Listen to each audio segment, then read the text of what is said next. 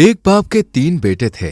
2 बड़े बेटे उसकी पहली पत्नी से थे और छोटा जिसका नाम दीवान था। दीवान बहुत ही बुद्धिमान और नरम दिल का था, मगर उसके भाई उसे बचपन से ही प्यार नहीं करते थे। दिन बीतते रहे और अब उनका पिता बूढ़ा हो गया था। एक दिन पिता ने अपने तीनों बेटों को अपने पास बुलाया और कहा, मेरे प्यारे बच्चों, मैं अब बूढ़ा हो चला हूँ। मेरे बाद तुम सबको मिलकर घर संभालना होगा। मैं चाहता हूँ कि तुम आपस में प्रेम से रहो। पिताजी, हम तो हमेशा प्रेम से रहते हैं, बस दीवान ही अलग रहता है। हाँ, इसे तो बस बकरियों से ही प्यार है। हम भाइयों के साथ बैठता तक नहीं है। भाइयों, मैं हमेशा तुम्हारे साथ रहना चाहता हूँ, मगर जब भी पास जाता हूँ तुम मुझे दूर कर देते हो। मैंने कभी तुम्हारा बुरा नहीं चाहा। मेरे बच्चों, भाई भाई का साथ सबसे बड़ा धन होता है। याद रखना, जब मैं नहीं रहूंगा तो तुम्हें एक दूसरे का सहारा बनना होगा। अरे पिताजी, आप चिंता मत कीजिए, हम देख लेंगे सब कुछ। बेटा दीवान, तुम हमेशा अपने मन की अच्छाई बनाए रखना। कभी किसी से ईर्ष्या मत करना और अपने भाइयों की गलतियों को क्षमा कर देना। जी पिताजी, मैं हमेशा आपके शब्दों को याद रखूंगा। पिता के निधन के बाद तीनों भाई घर के आंगन में बैठे थे। बड़े भाई आपस में संपत्ति बांटने की बात कर रहे हैं, जबकि दीवान चुपचाप सुन रहा था। देखो, पिता की सारी जमा पूंजी हमें बराबर बांट लेनी चाहिए, क्योंकि हम दोनों बड़े हैं और सालों से पिता के साथ खेतों में काम कर रहे हैं, तो ज्यादा हिस्सा हमारा बनता है। हाँ, और दीवान तो हमसे छोटा ही है। उसने हमारे जितना परिश्रम नहीं किया। उसे ज्यादा देने का कोई तुक नहीं है। भाइयों, पिता हम तीनों के थे। मैं बस यही चाहता हूँ कि जो भी न्यायपूर्ण हो वही करो। न्यायपूर्ण? अच्छा, तो न्याय ये कहता है कि हम खेत ले रहे हैं और तुम्हारे लिए ये पुराना तंबू, घर और 2 बकरियां ही काफी हैं। हाँ, भला तुम्हें और चाहिए भी क्या? यहीं लो और मजे करो। अगर आप दोनों यही उचित समझते हैं तो मुझे मंजूर है। पिता की यादों के साथ मैं इस तंबू और भेड़ों में भी खुशी ढूंढ लूंगा। दीवान ने ना भाइयों से बहस की और ना ही उनसे झगड़ा। उसने मन ही मन में कहा, किसी न किसी तरह गुजारा कर लूंगा। धनी होने से ईमानदार होना बेहतर है। कुछ समय पश्चात दीवान को एक गरीब लड़की पसंद आ गई। उसने उससे विवाह कर लिया। दीवान और उसकी पत्नी छोटे से घर में खुशी खुशी रहने लगे। एक दिन उसके दोनों बड़े भाई उससे मिलने आए। अरे भाई दीवान, सुना है कि तूने एक गरीब लड़की से शादी कर ली। क्या मिला तुझे इससे? तुझे कोई अमीर लड़की नहीं मिली क्या? कम से कम कुछ धन संपत्ति तो आती तेरे घर। भाइयों, धन दौलत से ज्यादा कीमती चीज इंसान की सच्चाई और प्यार होता है। मुझे अपनी पत्नी से वही मिला है। भाई साहब, हमारे पास ज्यादा कुछ नहीं है, लेकिन हम खुश हैं। क्या ये काफी नहीं? खुशी से पेट नहीं भरता। एक दिन जब भूख लगेगी तब समझ आएगा कि पैसा कितना जरूरी है। भाइयों, इंसान मेहनत और ईमानदारी से भी जी सकता है। धन जरूरी है, लेकिन ईमानदारी और आत्मसम्मान उससे भी ज्यादा जरूरी है। मैं अपने हाथों की मेहनत से जो कमाऊंगा वही मेरे लिए सबसे बड़ा खजाना होगा। देख लेना, जब जरूरत पड़ेगी तो तुझे हमारे पास आना ही पड़ेगा। अगर कभी जरूरत पड़ी तो मैं अपनी मेहनत से ही रास्ता निकाल लूंगा, मगर मैं चाहता हूँ कि हम भाई भाई के रिश्ते को धन से ना तोलें। 1 वर्ष बीत गया। एक बार बड़े भाइयों ने छोटे भाई को अपने पास बुलाया और कहा, हमें उड़ती उड़ती खबर मिली है कि राजा सूर्य प्रताप की राजधानी में बकरियों का भाव चढ़ गया है। हम अपने झुंड को वहीं बेचने ले जाना चाहते हैं। रास्ते में बकरियों को संभालने में हमारी मदद कर दो। अगर सौदा अच्छा रहा तो हम तुम्हें एक बढ़िया गाय दे देंगे। इनाम के लिए धन्यवाद भैया, पर मैं तो बिना किसी इनाम के भी आपकी मदद करने को तैयार हूँ। ये तो बहुत अच्छी बात है। अगर तुम इनाम लेने से इनकार करते हो तो और भी बढ़िया। पिता तुम्हारी नेक दिली के लिए तुम्हारी तारीफ के पुल यूं ही थोड़ी बांधते थे। सफर की तैयारी करो, हम कल ही निकल पड़ेंगे। सुबह का समय था। बांका नौजवान अपनी पत्नी से विदा लेने को तैयार खड़ा था। उसकी आंखों में दृढ़ निश्चय था, लेकिन मन भारी था। उसकी पत्नी की आंखों में आंसू थे। तुम्हारी यात्रा सफल रहे, फिर ये सफलता प्राप्त करके घर लौटो। जब लौट कर आओगे, तुम्हारा बेटा पालने में तुम्हारी राह देख रहा होगा। मैं वादा करता हूँ, तुम्हें और हमारे बच्चों को कभी निराश नहीं करूंगा। लेकिन क्या तुम मेरा इंतजार कर पाओगी? मैं हर दिन दरवाजे पर बैठकर तुम्हारी राह देखूंगी। हर रात तुम्हारे नाम की दुआ करूंगी। लेकिन अगर तुम देर करोगे तो ये मन मैं कैसे समझाऊंगी? मैं जल्दी लौटने की पूरी कोशिश करूंगा। अगर लौटने में देर हो जाए तो हमारे बेटे को मेरी कहानियां सुनाना। उसे बताना कि उसका पिता उससे बेइंतहा प्यार करता है। सिर्फ कहानियाँ नहीं, मैं उसे तुम्हारे जैसा बुद्धिमान और सच्चा इंसान बनाऊंगी। दीवान अपने भाइयों के साथ चल दिया। उसे बकरियों के साथ काफी भटकना पड़ा, क्योंकि बड़े भाई उसे अपने साथ इसीलिए तो ले गए थे ताकि उन्हें कम से कम काम करना पड़े और कम से कम परेशानी उठानी पड़े। किंतु अपनी पत्नी की पहली संतान के बारे में कहे शब्द याद करके उसने न थकान की परवाह की, न ही दूरी की। राजधानी पहुंचने के बाद भाइयों ने बाजार के पास बकरियों के लिए एक बाड़ा किराए पर लिया और रात में वहीं डेरा जमाया। उन्होंने अपने काम निपटाए ही थे कि घोड़ों की टापें सुनाई दी और बाड़े के बाहर राजा सूर्य प्रताप के सिपाही आ पहुंचे। उनके मुखिया ने कहा, ए सौदा करो, अपनी बकरियों को यहीं छोड़ो और हमारे साथ चलो। राजा सूर्य प्रताप ने तुम्हें अपने सामने हाजिर होने का हुक्म दिया है। बड़े भाई डर गए, पर छोटे ने उन्हें दिलासा दी। हमने कोई बुरा काम नहीं किया है, इसलिए राजा सूर्य प्रताप हमारा बुरा नहीं करेंगे। बस उनके साथ हमें आदर पूर्वक पेश आना है और उनके प्रश्नों का उत्तर सोच समझकर देना है। जब भाइयों को महल में लाया गया तो राजा सूर्य प्रताप बहुत ही कृपा पूर्वक उनसे मिले और बिना किसी प्रकार की सख्ती दिखाए बातचीत करने लगे। हर मौसम में अलग अलग फसल होती है और हर देश में अपने अपने रीति रिवाज होते हैं। हमारे यहाँ ऐसा दस्तूर है कि जो भी राजधानी में अपना माल बेचने आता है उसे हमारे सामने हाजिर होकर पहेली बुझानी होती है। पहेली बुझाने वाले को व्यापार करने की आज्ञा दी जाती है और जो नहीं बुझा पाता उसे हम शहर से निकाल देते हैं। अपनी परीक्षा के लिए तैयार हो जाओ। पहेली नंबर 1, घोड़े से ऊंची कुत्ते से छोटी क्या चीज है? पहेली नंबर 2, जिंदा से मरा पैदा होता है, मरे से जिंदा ये क्या होता है? पहेली नंबर 3, घोंसला 1 औकाब 40 ये क्या चीज होती है? बड़े भाई माथे पर बल डालकर आंखें झपकाते रहे, पर दीवान तुरंत आगे बढ़ा और बोला, महाराज इजाजत हो तो बोलूं, मैं आपकी तीनों पहेलियां बुझा चुका हूँ। असंभव। तो सुनो महाराज, घोड़े से ऊंची और कुत्ते से छोटी काठी होती है। दूसरी पहेली, जिंदा से मरा पैदा होता है, ये अंडा होता है, और मरे से जिंदा यानी चिड़िया का बच्चा। तीसरी पहेली का जवाब देता हूँ, घोंसला 1 औकाब 40 यानी तीर और तरकश। ठीक कहा नौजवान, अगर तुम मेरे 3 और सवाल का जवाब दोगे तो मैं तुम्हें बहुत ही कीमती भेंट दूंगा। कहिए महाराज, आपके 3 सवाल क्या हैं? कौन सा पत्थर सबसे भारी होता है? वो जो हमारे सर पर गिरे। ठीक कहा। तलवार से तेज कौन सी चीज होती है? जुबान तलवार से तेज होती है। बिल्कुल ठीक कहा। ऐसी कौन सी बात है जिसे दुनिया में कोई नहीं जानता? कोई भी विद्वानों सा विद्वान ये नहीं जानता कि अगले क्षण उसके साथ क्या होने वाला है। तुम्हारी बुद्धि काफी तेज है लड़के। मैं जानना चाहता हूँ कि तुम कहाँ के हो और तुम्हारा नाम क्या है। हो सकता है आगे मुझे तुम्हारी जरूरत पड़े। महाराज, मेरा नाम दीवान है और ये दोनों मेरे बड़े भाई हैं। हम झज्जर नगर के निवासी हैं। राजा ने अपने बड़े वजीर से दीवान को फौरन अशर्फियों की थैली देने को कहा और बड़े भाइयों से बोले, हालांकि तुम में मेरी पहेलियां बुझाने की अकल नहीं है, पर तुम्हारे छोटे भाई की खातिर मैं तुम लोगों को अपने जानवर बेचने तक राजधानी में रुकने की अनुमति देता हूँ। भाइयों ने राजा सूर्य प्रताप को धन्यवाद दिया और वहां से रवाना हुए। अगले दिन तीनों भाइयों ने थोड़े से समय में बकरियों को भारी नफे में बेच दिया और वहां से चल दिए। थोड़ी दूर जाने पर बड़े भाई आमदनी का बंटवारा करने लगे तो छोटा भाई बोला, भाइयों चलो ऐसा करें, जो सोना मुझे राजा सूर्य प्रताप ने दिया है उसमें से कुछ मैं आपको दे देता हूँ, जिससे हम तीनों के पास बराबर बराबर सोना हो जाए। बड़े भाइयों ने बिना झिझक उसकी अशर्फियां ले ली, किंतु दीवान की उदारता से उनके लालच की आग बुझी नहीं बल्कि और बढ़ गई। अब उन्हें राजा सूर्य प्रताप की थैली में रखी सारी अशर्फियां हड़पने की इच्छा होने लगी। वो जानबूझकर रास्ते में पीछे रहकर साजिश करने लगे। चलो हम दीवान को जान से मार दें। लोगों से कहेंगे कि रास्ते में उसे सांप ने काट लिया, गवाह कोई है ही नहीं, कौन हमारा पर्दाफाश करेगा? दीवान ने जब उन्हें नंगे छुरे लिए आते हुए देखा तो वो उन लालचियों को उस पर दया करने के लिए मनाने लगा। भाइयों, मैं तुमसे प्रार्थना करता हूँ, मेरे प्राण मत लो, जितना धन चाहिए ले लो, लेकिन मुझे जीने दो। याद करो, बाबा हमें एक दूसरे का सहारा बनने की सीख देते थे। क्या आप उनकी बात भूल गए? तू हमें बेवकूफ समझता है?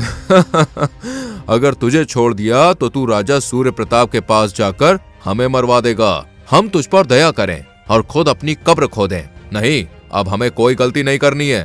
हाँ भाई, ये बहुत चालाक बनता है। अभी हमें सोने की मोहर दे रहा है, बाद में जाकर हमारी मौत का सामान तैयार कर देगा। नहीं, अब इसे जिंदा नहीं छोड़ सकते। भाई, खून के रिश्ते का कुछ तो लिहाज करो। अगर मैं मर गया तो बाबा की आत्मा को कितना दुख होगा। क्या तुम्हें उनका चेहरा याद नहीं आता? बस कर, हम तेरी चिकनी चुपड़ी बातों में नहीं आने वाले। अब तेरा खेल खत्म।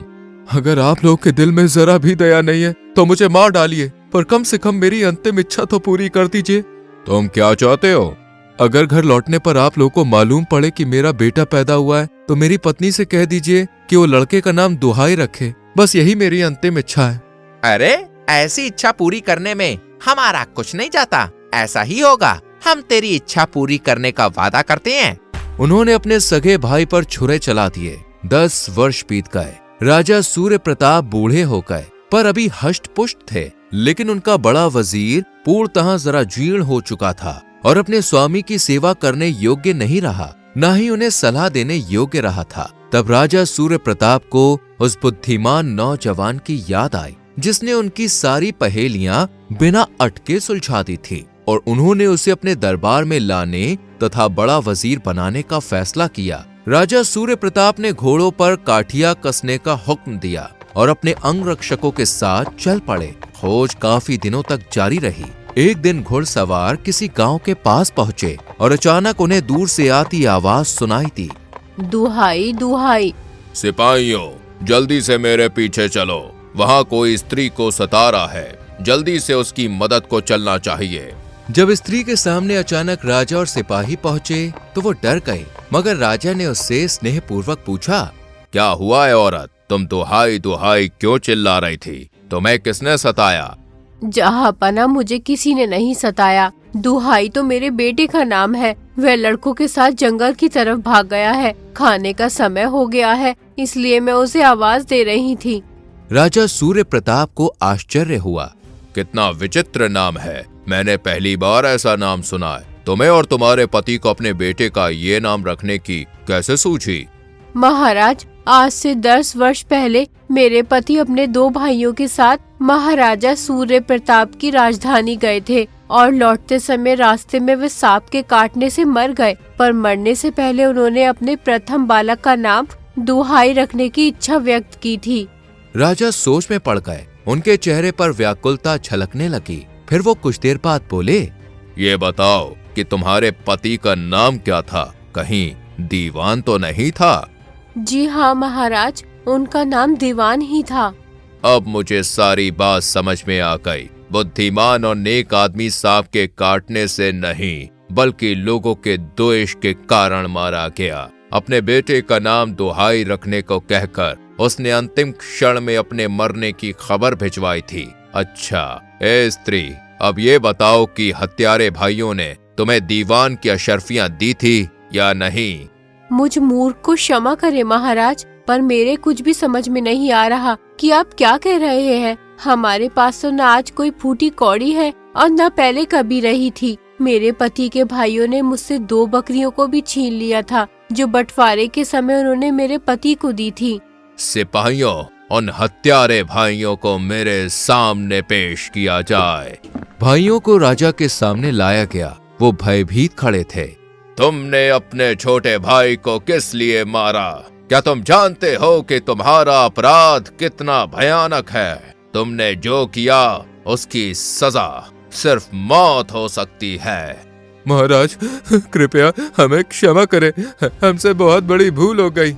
महाराज, हम इनकार नहीं करेंगे और झूठ भी नहीं बोलेंगे। हमसे अपराध हुआ है, हम उसे स्वीकार करते हैं। तुमने स्वार्थ और लालच में आकर निर्दोष का खून बहाया है। अब क्षमा की भीख मांग रहे हो। क्या जब तुमने ये अपराध किया तुम्हारे मन में दया नहीं आई? महाराज, हमें एक अवसर दें, हम अपने अपराध का प्रायश्चित करेंगे। न्याय में दया नहीं होती। तुम दोनों ने जो किया उसकी सजा तुम्हें मिलेगी। इन दोनों अपराधियों को मृत्यु दंड दिया जाएगा, ताकि इस राज्य में कोई भी अन्याय करने से पहले 100 बार सोचे। दीवान की पत्नी आगे बढ़ती है और उसकी आंखों में आंसू थे, लेकिन उसके चेहरे पर करुणा झलक रही थी। वो राजा से विनती करती है, महाराज, मेरे पति अब संसार में नहीं है। उनके जाने का दुख तो मुझे जीवन भर रहेगा, लेकिन मैं नहीं चाहती कि उनके भाइयों का भी रक्त बहाया जाए। तुम अपने पति के हत्यारों के लिए दया की बात कर रही हो? हाँ महाराज, ये लोग अपराधी हैं, लेकिन मैं नहीं चाहती कि हमारे कुल का खून और बहे। मैं चाहती हूँ कि इन्हें जीवन भर अपने अपराध का पश्चाताप करने का अवसर मिले। मैं प्रार्थना करती हूँ कि इन्हें मृत्यु दंड न दिया जाए, बल्कि इन्हें गांव से निकाल दिया जाए, ताकि ये दर दर भटके और अपनी करनी का फल भुगते। तुमने अपने हृदय की महानता दिखाई है। ये तुम्हारी उदारता और क्षमा का प्रतीक है। तुम्हारी प्रार्थना स्वीकार की जाती है। तुम दोनों को मृत्यु दंड नहीं दिया जाएगा, लेकिन तुम्हें इस राज्य से निकाल दिया जाता है। तुम अब जीवन भर जंगलों में भटकते रहोगे और तुम्हारी आत्मा तुम्हारे अपराध का बोझ उठाएगी।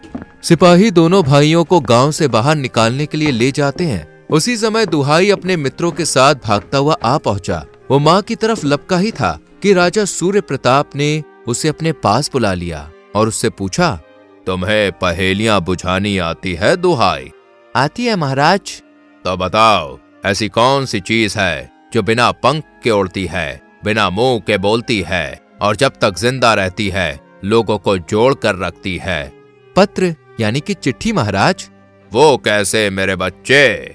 महाराज, पत्र बिना पंख के उड़ता है क्योंकि ये एक हाथ से दूसरे हाथ, एक शहर से दूसरे शहर जाता है। ये बिना मुंह के बोलता है क्योंकि इसमें लिखे शब्द लोगों के दिल तक पहुंचते हैं, और जब तक ये सही हाथों में रहता है ये लोगों को आपस में जोड़ कर रखता है। शाबाश, तुम बिल्कुल अपने पिता जैसे बुद्धिमान हो। मैं चाहता हूँ कि तुम मेरे साथ महल में चलो, वहाँ पढ़ो लिखो और मेरी सेवा करो। जब तुम बड़े होकर ज्ञान प्राप्त कर लोगे तो मैं तुम्हें अपना वजीर बना दूंगा। महाराज, आपके पास नौकरों की कोई कमी नहीं है, मगर मेरी माँ के पास एक ही नौकर, एक ही सलाहकार और एक ही रक्षक है, और वो मैं हूँ। मुझे अपनी माँ के पास ही रहने की इजाजत दीजिए महाराज। मैं उन्हें अकेला छोड़कर नहीं जा सकता। तुम सच में बहादुर और बुद्धिमान हो दुहाई। तुम्हारी माँ को तुम पर गर्व होना चाहिए कि उसे तुम जैसा बेटा मिला। राजा कुछ देर सोचकर आगे बोला, अगर तुम महल में नहीं आ सकते तो मैं तुम्हें शिक्षा का अवसर दूंगा। तुम अपने गांव में रहकर पढ़ोगे और जब तुम्हें ज्ञान प्राप्त होगा तो मैं तुम्हें अपने राज्य में एक ऊंचा स्थान दूंगा। आपका एहसान हमेशा याद रहेगा हुजूर, लेकिन मैं अपनी माँ और अपने गांव को कभी भी छोड़ नहीं सकता। जाओ दुहाई, अपनी माँ की सेवा करो। एक दिन तुम खुद अपने ज्ञान और कर्मों से बड़े आदमी बनोगे।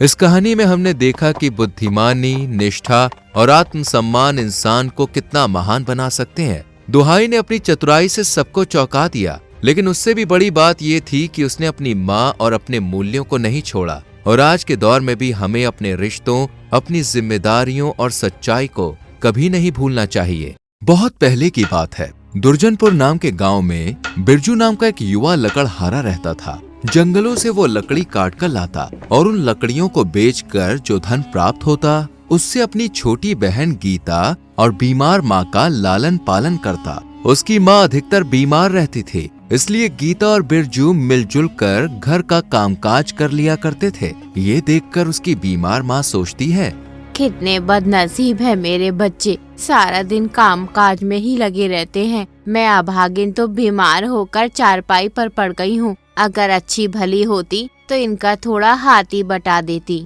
एक दिन जब बिरजू जंगल से लकड़ी काटकर घर वापस लौटा, तब उसकी बहन ने कहा, भैया, माँ की तबीयत अचानक बहुत बिगड़ गई है। ये सुनकर बिरजू झट से झोपड़ी के अंदर पहुंचा, जहां उसकी बीमार माँ करहा रही थी। बिरजू ने कहा, माँ देखो, मैं आ गया हूँ। मेरे बच्चों, लगता है मेरा अंतिम समय आ गया है। ऐसा मत कहो माँ, तुम हमें छोड़कर कैसे जा सकती हो? बिरजू, तू तो बहुत ही भोला है रे। मरना और जीना किसी के वश में नहीं है। भगवान ही हमें इस दुनिया में भेजता है और जब ठीक समझता है वापस अपने पास बुला लेता है। नहीं माँ, नहीं, मैं तुम्हें नहीं मरने दूंगा। बेटा, मेरे सिर पर हाथ रखकर वचन दो कि तुम अपनी बहन को इसी तरह प्यार करते रहोगे और मेरे बाद सदा इसका ध्यान रखोगे। इससे कभी दुखी नहीं होने दोगे। मैं वचन देता हूँ माँ, बस अब मैं चैन से मर सकूंगी। इतना कहकर बिरजू की माँ की गर्दन एक ओर लुढ़क गई। गीता और बिरजू रो रो कर विलाप करने लगे। उनका तो मानो सारा संसार ही उजड़ गया था। उन्हें प्यार करने वाली माँ उनसे दूर जो चली गई थी। बिरजू ने बड़े ही दुखी हृदय से माँ का अंतिम संस्कार किया। माँ की मृत्यु के बाद बिरजू उदास सा झोपड़ी में ही पड़ा रहता। वो जंगल में लकड़ी काटने भी नहीं जाता था। उसकी ये दिशा देखकर एक दिन गीता ने उससे कहा, भैया ऐसे कब तक चलेगा? माँ तो छोड़कर चली गई। तुम्हें भी अगर कुछ हो गया तो इस दुनिया में मेरा कौन है? भैया तुम्हें मेरी कसम, जंगल में लकड़ी काटने ना जाओ तो कम से कम घर से बाहर निकलो, थोड़ा मन बहलेगा। ठीक है गीता, अगर तुम्हारी यही इच्छा है तो मैं लकड़ी काटने जंगल जरूर जाऊंगा। उदास मन से बिरजू ने कुल्हाड़ी उठाई और जंगल की ओर चल पड़ा। एक दिन शाम को थका हारा बिरजू जब घर वापस लौटा तो बोला, गीता आज तो मैं बहुत ही थक गया हूँ। ये कहकर बिरजू बिना हाथ मुंह धोए ही चारपाई पर बैठ गया। भैया मेरी बात सुनो, अब तुम्हें विवाह कर लेना चाहिए। गीता ये तुम क्या कह रही हो? भैया जब तुम शाम को थके हारे घर वापस आया करोगे तो भाभी तुम्हारे पैर दबाया करेंगी। वो हम दोनों की खूब देखभाल भी करेंगी। गीता तुम्हारा सुझाव तो बहुत अच्छा है, परंतु हम ठहरे गरीब, भला कौन अपनी बेटी का ब्याह मुझ जैसे गरीब लकड़हारे के साथ करेगा? ये तो दिन में सपना देखने जैसा है। भला ये भी कोई बात हुई? क्या गरीबों का विवाह नहीं होता? मैंने ऐसा कब कहा? गरीबों का भी विवाह होता है। तब तुम्हें भी अपना ब्याह करना ही होगा, यही मेरी जिद है भैया। अच्छा ठीक है मेरी बहना, जैसे ही कोई योग्य लड़की मुझे दिखाई देगी मैं उसके साथ ब्याह कर लूंगा। इस घटना के दूसरे ही दिन की बात है। बिरजू लकड़ी काटने जंगल गया था, तभी उसे किसी के रोने की आवाज सुनाई थी। ये आवाज सुनकर बिरजू चौंक गया और सोचने लगा, ये तो किसी औरत के रोने की आवाज है। अनुमान लगाकर वो उस दिशा में बढ़ा जिधर से आवाज आ रही थी। कुछ दूर जाने पर ही नदी के तट पर उसे एक युवती बैठी हुई दिखाई थी जो लगातार रो रही थी। बिरजू उस लड़की के पास पहुंचा और बोला, युवती तुम कौन हो और इस वीरान जंगल में बैठकर क्यों रो रही हो? लड़की सिसकते हुए बोली, मैं बहुत ही अभागिन हूँ, मेरा सब कुछ इस जंगल में लुट गया। तुम्हारे साथ जो भी दुर्घटना घटी है मुझे विस्तार से बताओ, शायद मैं तुम्हारी कुछ सहायता कर सकूं। मेरा नाम राधा है। मैं अपने माता पिता और भाई के साथ इस जंगल से गुजर रही थी। मेरे भाई ने इस नदी में नहाने की जिद की। उसकी जिद के आगे मेरे माता पिता ने उसे नदी में नहाने की अनुमति दे दी। जैसे ही मेरा भाई नदी में उतरा वो डूबने लगा। मेरे माता पिता उसे बचाने के लिए नदी में उतरे, लेकिन उनका भी वही हाल हुआ। मेरी आंखों के सामने ही मेरे माता पिता और भाई तीनों इस नदी में डूबकर मर गए। ओह, ये तो तुम्हारे साथ बहुत बड़ा अनर्थ हो गया। अब इस दुनिया में मेरा कोई नहीं है। समझ नहीं आ रहा कि कहाँ जाऊँ, किसके पास जाऊँ। बिरजू सोचने लगा, ये युवती अनाथ है, सुंदर भी है और दुखियारी भी। यदि मैं इसके सामने विवाह का प्रस्ताव रखूं तो कैसा रहेगा? ये सोचकर उसने झिझकते हुए कहा, राधा अगर तुम चाहो तो मेरे साथ मेरे घर चल सकती हो। लेकिन लोग क्या कहेंगे? एक जवान लड़की इस प्रकार किसी जवान लड़की के घर में कैसे रह सकती है? तो तुम मुझसे विवाह कर लो और फिर आराम से मेरे घर की मालकिन बनकर मेरे साथ रह सकती हो। क्या तुम्हें मेरा प्रस्ताव स्वीकार है? राधा ने कुछ पल सोचा और फिर स्वीकृति दे दी। तब बिरजू राधा को अपने घर ले आया। जैसे ही गीता ने उन्हें देखा वो बोली, भैया ये कौन है? गीता ये तुम्हारी होने वाली भाभी है, इसका नाम राधा है। तुमने कल ही भाभी की मांग की थी और आज मैं तुम्हारे लिए भाभी ले आया। ओ भैया तुम तो बड़े ही अच्छे हो। अगले दिन राधा और बिरजू का विवाह हो गया। जो भी राधा को देखता वो बिरजू के भाग्य की सराहना करता। बिरजू बहुत ही सौभाग्यशाली है जो उसे इतनी सुंदर और सुशील पत्नी मिली है। सच कहती हो बहन? अब बिरजू अपने छोटे से परिवार के साथ बहुत ही खुश था। वो सोचता कितना मेल है नंद और भाभी में, भगवान ये मेल हमेशा बनाए रखना। लेकिन नियति को शायद कुछ और ही मंजूर था। एक दिन राधा ने बिरजू से रात को सोते हुए कहा, गीता अब जवान हो गई है, क्या उसके विवाह के बारे में नहीं सोचोगे? राधा गीता का विवाह तो करना ही है, पर वो मुझे जान से भी ज्यादा प्यारी है। मैं उसे अपने से दूर नहीं कर सकता। मतलब ये कि मैं चाहता हूँ कि गीता का विवाह करने के बाद हम उसके पति को भी अपने ही पास रख लें। तो क्या उसे घर जमाई बनाओगे? और नहीं तो क्या।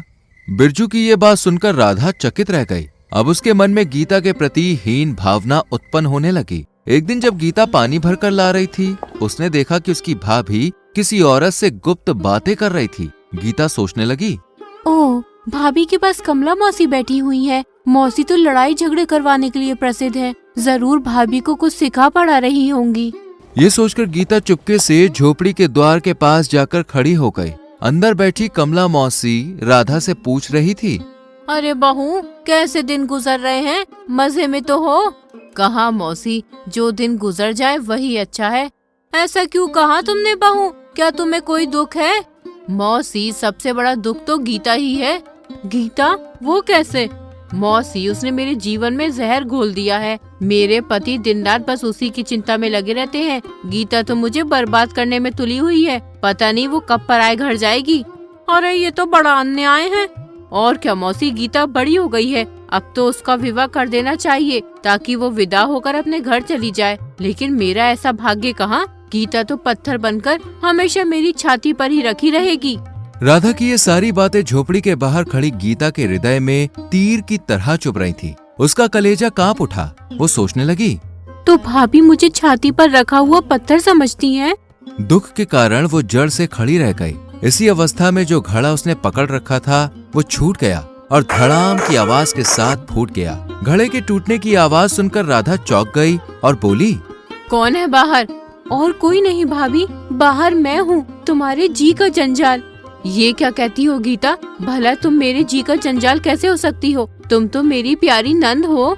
भाभी, दिल पर लगे घाव पर शब्दों की लीपापोती मत करो। मैंने बाहर खड़े होकर तुम्हारी और कमला मौसी की सारी बातें सुन ली हैं। अब मैं जान गई हूँ कि मेरे प्रति तुम्हारे विचार कैसे हैं। मैं किसी के दिल पर बोझ बनकर नहीं रहना चाहती। तुम्हारा घर परिवार तुम्हें ही मुबारक हो। अब मैं इस घर में एक पल भी नहीं रुकूंगी। कहाँ जाओगी तुम? दुनिया बहुत बड़ी है भाभी, कहीं न कहीं मुझे सर छुपाने की जगह मिल ही जाएगी। ऐसी बात है तो कल की जगह आज ही चली जाओ, मैं तुम्हें रोकूंगी नहीं। ये सुनकर गीता की आंखों में आंसू भर आए। उसने एक बार अपने घर को चारों ओर से देखा और फिर तेजी से बाहर निकल गई। ये देखकर कमला मौसी बोली, अरे राधा, भगवान ने तेरी सुन ली। गीता खुद ही घर छोड़कर चली गई। मौसी, आज मैं बहुत खुश हूँ। अब इस घर में बस मेरा ही राज होगा। दूसरी ओर जब शाम को बिरजू जंगल से अपने घर लौटा तो उसने पूछा, राधा, गीता कहाँ है? दिखाई नहीं दे रही। कहाँ होगी, यूं ही गांव में घूमती रहती है। घर के काम में तो उसका मन ही नहीं लगता। राधा के स्वर में छिपी कटुता को बिरजू ने भांप लिया। उसने तीखी नजरों से उसकी ओर देखा और बोला, राधा, सच सच बताओ, गीता कहाँ है? गीता घर छोड़कर चली गई है। लेकिन क्यों? तब राधा ने बिरजू को पूरी घटना बता दी। सारी बातें सुनकर बिरजू की आंखों में क्रोध और घृणा भर आई।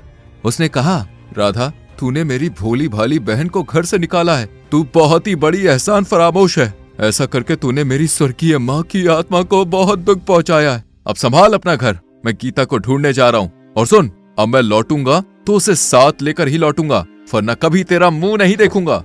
इतना कहकर बिरजू अपनी बहन की खोज में निकल पड़ा। उधर गीता चलते चलते घने वन में पहुंच गई। वहां उसे एक आश्रम दिखाई दिया। अचानक उसका सर चकराया और वो जमीन पर गिरकर बेहोश हो गई। कुछ देर के बाद जब उसे होश आया तो उसने देखा कि उसके सामने एक बाबा बैठे थे। मैं कहाँ पर हूँ? बेटी, इस समय तुम इंद्र मुनि ऋषि के आश्रम में हो। मैं यहाँ पर कैसे आ गई ऋषिवर? बेटी, तुम हमारी कुटिया के बाहर बेहोश होकर गिर पड़ी थी। हम तुम्हें उठाकर यहाँ ले आए। ऋषिवर, आप मुझे यहाँ क्यों ले आए? मुझे जंगली जानवरों के भरोसे ही छोड़ दिया होता।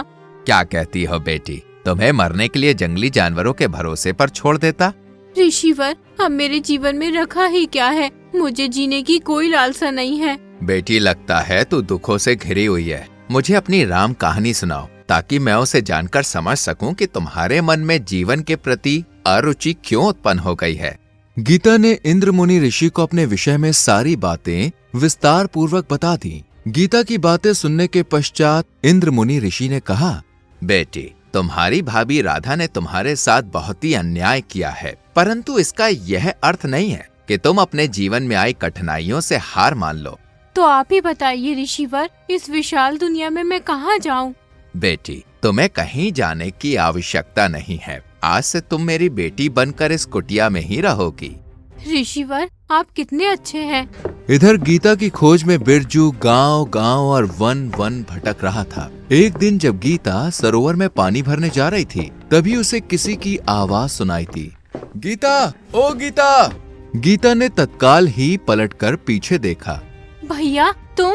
गीता, मैंने तुम्हें कहाँ नहीं ढूंढा। तू मुझे छोड़कर क्यों चली गई? भैया राधा भाभी का घर है, मेरा नहीं। ईश्वर ने मुझसे मेरे माता पिता को छीन लिया और भाभी ने मेरा सगा भाई भी। अब इस संसार में ईश्वर के सिवाय मेरा कोई नहीं है। तुम घर वापस लौट जाओ भैया, मैं इस वन में रहकर ही अपना शेष जीवन बिताऊंगी।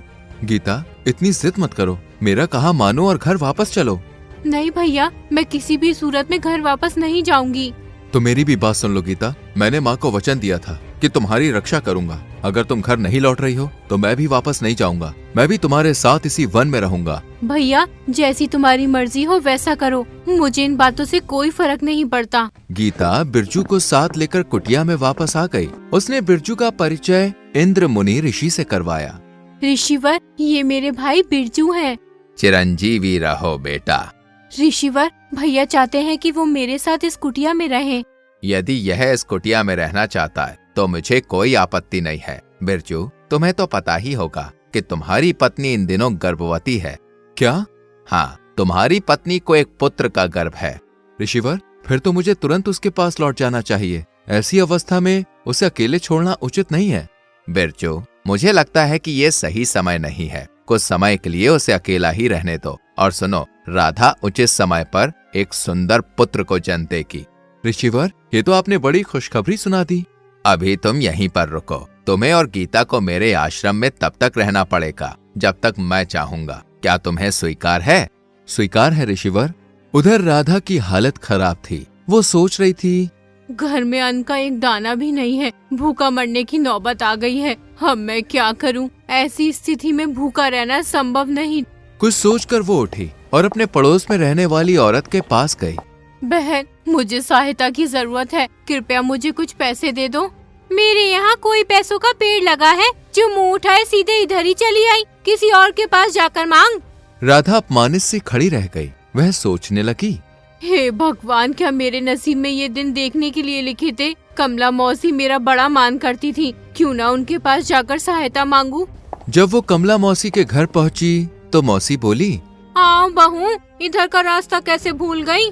क्या बताऊं मौसी, इन दिनों मैं बहुत परेशान हूँ। तुम्हारा बेटा तो गीता की खोज में चला गया और यहाँ घर में अन्न खत्म हो गया है। अरे तो इसमें मैं क्या कर सकती हूँ बहू? मौसी, थोड़े से पैसे उधार दे दो ताकि मैं अन्न खरीद लूँ। बाद में तुम्हारे सारे पैसे लौटा दूंगी।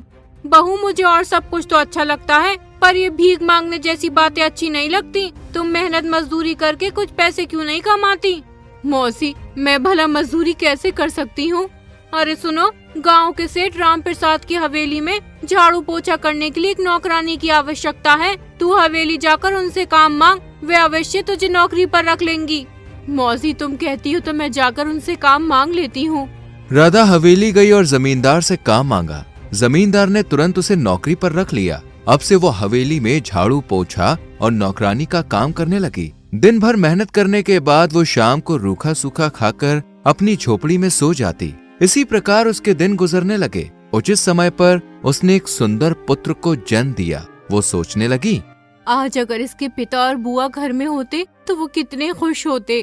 वक्त के थपेड़ों ने उसकी अकड़ ठिकाने लगा दी थी। अब वो बार बार उस घड़ी को कोसती जब उसने गीता को घर से निकलने के लिए कहा था। उधर एक दिन इंद्र मुनि ऋषि आश्रम में बैठे बैठे अचानक मुस्कुरा उठे। ये देखकर पास बैठी गीता ने पूछा, ऋषिवर, आप अचानक मुस्कुरा क्यों रहे हैं? ऋषि ने बिरजू और गीता से कहा, अब तुम दोनों अपने गांव लौट जाओ। राधा वहाँ पश्चाताप की अग्नि में चल रही है। उधर दुर्जनपुर में राधा बहुत ही दुखी थी। वो सोच रही थी, हे भगवान, कब मेरे कष्टों को दूर करोगे? मेरे पति और नंद को मेरे पास वापस भेज दो। मुझ पर दया करो भगवान। राधा ये सब सोची रही थी कि उसी समय बिरजू अपनी झोपड़ी के अंदर आया। जैसे ही राधा ने अपने पति को देखा, वो दौड़कर उनके कदमों में लिपट गई और फूट फूट कर रोने लगी। स्वामी, मुझे क्षमा कर दो, मुझसे बहुत बड़ा अपराध हो गया। राधा, तुम मेरी नहीं बल्कि गीता की अपराधनी हो। जाओ और उससे क्षमा मांगो। गीता कहाँ है? वो बाहर खड़ी है। राधा रोते हुए बाहर आई और गीता से हाथ जोड़कर बोली, गीता बहन, मुझे क्षमा कर दो, मैंने तुम्हारे साथ बहुत गलत किया था। भाभी, मुझे तुमसे कोई शिकवा नहीं है, वो सब वक्त का खेल था।